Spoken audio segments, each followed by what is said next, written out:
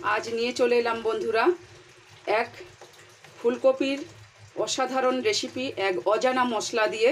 সেই মশলাটা তোমাদের কি কি মশলা দিলাম জানতে গেলে পরে স্টেপ বাই স্টেপ দেখতে হবে এটা আমি কিভাবে বানালাম। Welcome back to my channel Purabi lifestyle. আমি পুরবী, আমার রান্নাঘরে আমার সকল বন্ধুদের স্বাগত আর অনেক অনেক অফুরন্ত ভালোবাসা। বন্ধুরা, আজকের আমি নিরামিষ, একদম নিরামিষ ফুলকপি রান্না করে দেখাবো এক অজানা মশলা দিয়ে।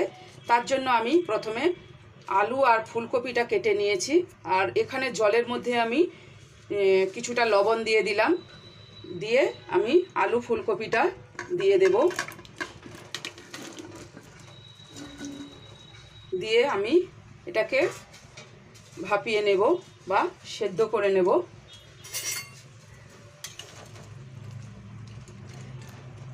এই মশলাটা দিয়ে এই ফুলকপিটা একবার অন্তত রান্না করে তোমরা দেখবে এটা এরকমই করে বারবার খেতে চাইবে সবাই, আর খেতে খুবই ভালো হয়।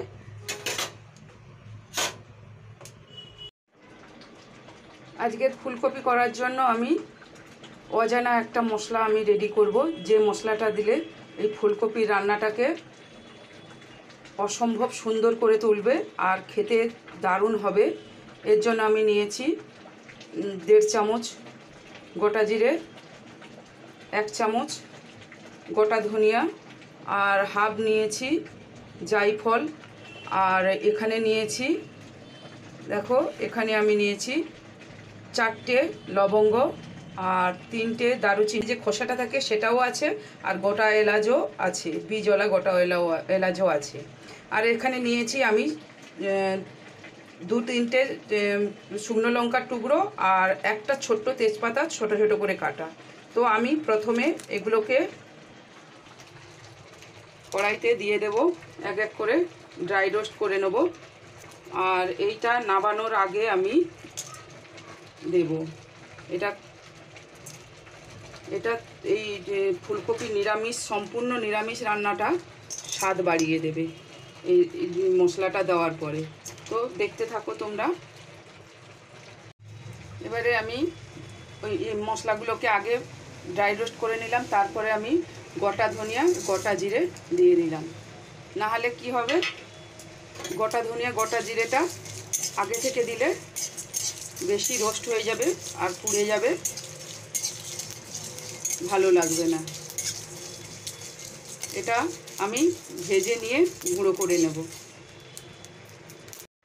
আলু আর ফুলকপিটাকে আমি ভাপিয়ে নিয়েছি, এবারে এটাকে আমি জল ঝাড়িয়ে নেব। এবারে আমি আলু আর ফুলকপিটা ভাজার জন্য তেল দিয়ে দিলাম। আলু আর ফুলকপিটা দিয়ে দিচ্ছি।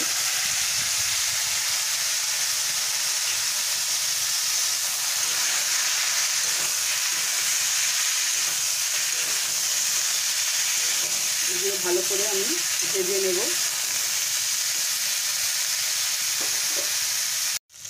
আলু ফুলকপিটা আমার ভাজা হয়ে গেছে, এবারে আমি এটাকে তুলে নেব। সুন্দর করে এইভাবে ভাজতে হবে। এবারে আমি কড়াইতে তেল দিয়ে দেব।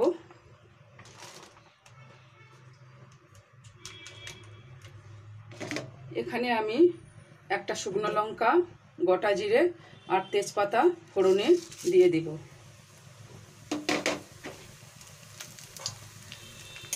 ফোড়নটাকে আমি ভালো করে ভেজে নেব। ফোড়নটা আমার ভাজা হয়ে গেছে, এখানে 1 টিস্পুন আদা বাটা দিয়ে দিলাম। এই সময় গ্যাসের আঁচটাকে একদম বেশি করে দিতে হবে।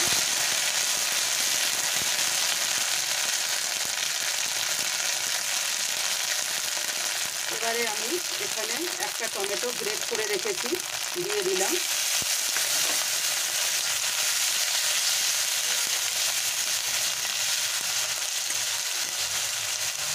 এবারে আমি এখানে 1 টিস্পুন লাল লঙ্কার গুঁড়ো দিলাম। এবারে আমি এখানে 1 টিস্পুন হলুদ গুঁড়ো দিলাম।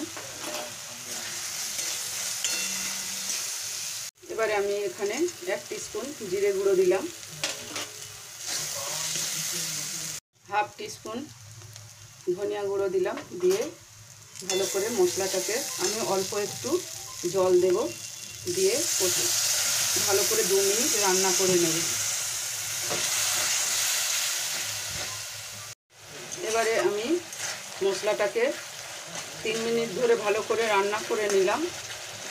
আর এবারে আমি এর মধ্যে ভেজে রাখা আলু আর ফুলকপিটা দিয়ে দিচ্ছি। দিয়ে এবারে এটাকে আমি ভালো করে মশলার সঙ্গে মিশিয়ে আরও 2 মিনিট আমি রান্না করে নেব, ঢাকা দিয়ে সুন্দর করে রান্না করে নেব। তো এটাকে আমি ঢাকা দিয়ে 3 মিনিট আমি আলু ফুলকপিটাকে সুন্দর করে রান্না করে নিয়েছি। দেখো কতটা সুন্দর করে রান্না হয়েছে। এবারে আমি এর মধ্যে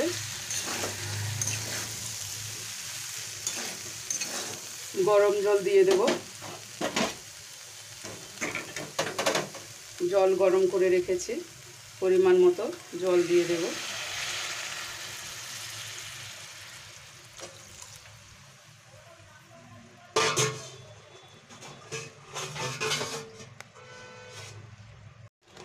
ভালো করে নাড়িয়ে নিলাম। নিয়ে এবারে আমি এটাকে আলুটা আর ফুলকপিটা তো সেদ্ধ করাই ছিল, আমি যতক্ষণ না আরও ভালো করে সেদ্ধ হচ্ছে, রান্নাটা ভালো করে হচ্ছে, ততক্ষণ আমি এটাকে রান্না করে নেব। এই সময় আমি পরিমাণ মতো লবণ দিয়ে দিলাম আর 1 চামচ মিষ্টি দিয়ে দিলাম। আর ফুলকপি বাঁধাকপি এগুলোতে একটু মিষ্টি দিলে ভালো লাগে, তোমরা অল্প পরিমাণ দিও। তো আমি 3 থেকে 4 মিনিট আমি ভালো করে ফুলকপিটাকে রান্না করে নিয়েছি। আর এবারে আমি এর মধ্যে সেই মশলাটা যে করেছিলাম সেই মশলাটা আমি দিয়ে দিচ্ছি, যেটা দিলে রান্না অপূর্ব হয়। সেই মশলাটা অজানা একটা মশলা। আর দেব পরিমাণ মতো 8 চামচ ঘি। আমি ঘিটা দিয়ে দিচ্ছি। আমার রান্নাটা সম্পূর্ণ রেডি। এবারে একটা সার্ভিং প্লেটে বলে আমি সার্ভ করে তোমাদেরকে দেখাচ্ছি কতটা সুন্দর হয়েছে। দেখো আমি একটা সার্ভিং প্লেটে সার্ভ করে নিচ্ছি, কতটা সুন্দর হয়েছে তোমরা দেখেই বুঝতে পারছো। আর খেতে হয়েছে অসাধারণ হয়েছে। এরকম একটা রেসিপি পেতে আমার চ্যানেলটিকে সাবস্ক্রাইব করে পাশে থাকা বেল বাটনটি প্রেস করে দিও, যাতে নতুন ভিডিও ছাড়লে, রেসিপির ভিডিও ছাড়লে তোমাদের কাছে আগে পৌঁছে যায়। আর ফেসবুক পেজ থেকে যেসব বন্ধুরা দেখছো তাদেরকে অসংখ্য ধন্যবাদ। আমার ফেসবুক পেজটাকে ফলো করে আমাকে বন্ধু করে আমার পাশে থেকে যেও। আজ এই পর্যন্ত, আবার কোনো এক নতুন রেসিপিতে তোমাদের সাথে আমি পুরোবি দেখা হবে। সবাই ভালো থাকবে, সুস্থ থাকবে। ধন্যবাদ।